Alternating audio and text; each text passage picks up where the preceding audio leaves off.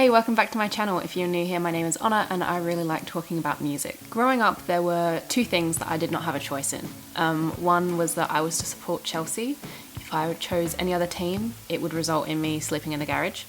And two was that Paul Weller is the ultimate music god. For years I fought against this, listening to the whiniest pop punk I could find. We all make mistakes, right? But if by chance you are younger than me and are watching this, here's the one bit of advice that I feel qualified to give.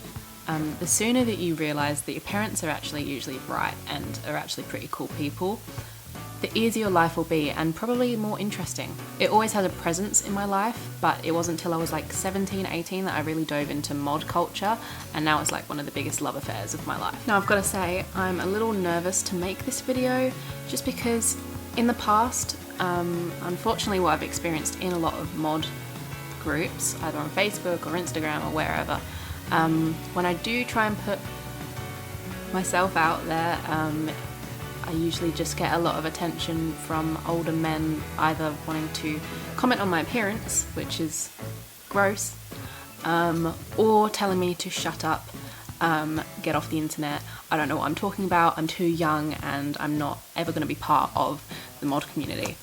So if you're about to comment that, maybe just don't, because I'm just going to delete it. That being said, I know that there's so many amazing supportive people in this community that just want to share the culture and keep it going. So now that we've got that out of the way, let's just get on with the review. On the lead up to this new album, I found that there was a lot of doubt going around, which I think is kind of valid. With artists like Paul, I don't really blame anyone for asking the question, will he burn out? Because he's just done so much. I don't think anyone could really blame him if the album were to flop. I think he's kind of earned himself a shit album, but all of that is irrelevant because what he did deliver is just stellar and it's totally smashed it out of the park. It's always a bit of a guessing game to see where Paul's gonna go with the next album because he does just cover all genres. He's the changing man, you know. I honestly couldn't be happier with the direction that this album has taken. It's totally up my alley with the 60 influences, the splashes of psychedelia, and the really cool experimentation. The album opens with Mirabelle, which is one of my favourite tracks because it is just so wonderful and interesting to listen to. It's a complete journey and I love all the different parts, and I really wonder what Paul would say, like if you went back in time when he was just starting out in the jam and showed him this track, if he would ever believe that this is where music was going to take him. It's current and it's fresh and it's a real testament to Paul's openness to just change and experimentation, embracing what's new.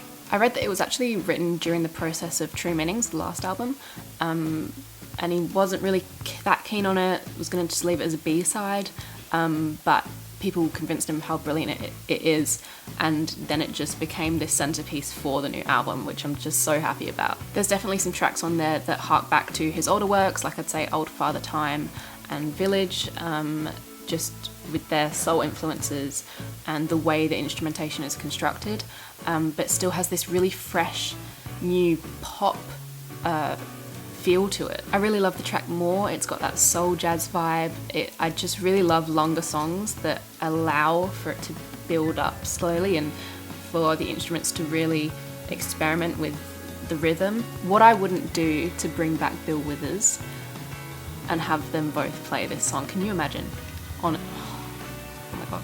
Wicked guitar solo near the end, and you know me, I don't really have to give my spiel about guitar solos anymore. Equanimity is admittedly not one of my favourite tracks, but I think that's just a personal thing, because subjectively it is a really great track, it's really well constructed.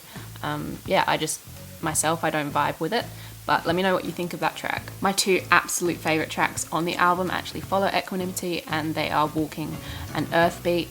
Oh my god, I adore these songs so much. Walking is just such a wonderful upbeat track. It really puts me in such a great mood. I was thinking about putting this as my alarm, but I feel like I might grow some negative feelings towards that if I do that, so I don't want to jeopardize it because it's such an amazing song. I've spoken briefly on here before about how I experience synesthesia. I can never properly say that word right. Synesthesia.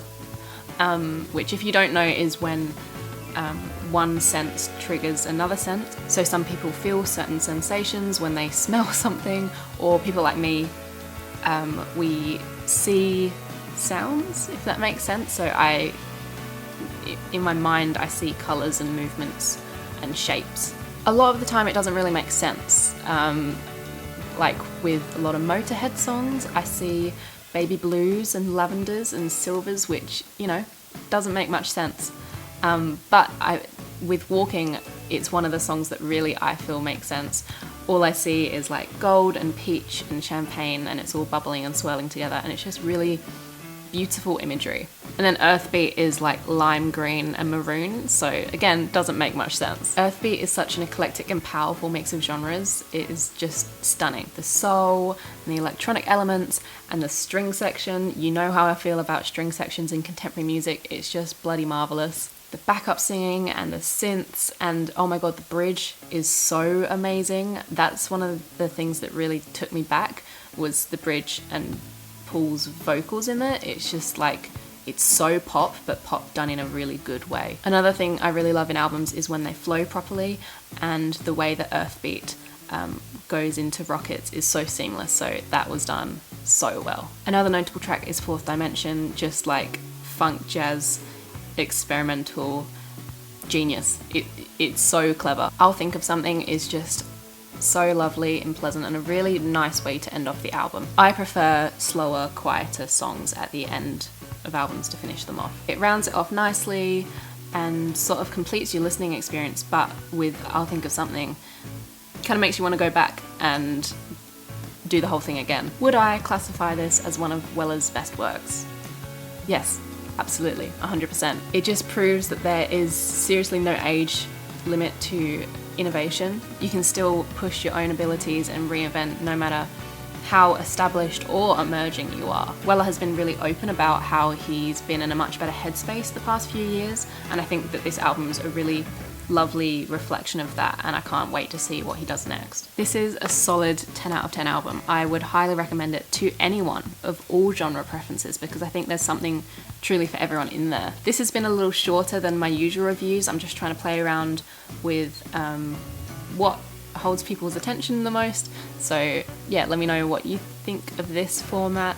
Also, let me know what you think of the album if you've listened to it. What's your favourite track? I really hope you enjoyed this video. You can subscribe for more music-related content, or you can follow me on Instagram. My DMs are always open for people that want to have a little music chat.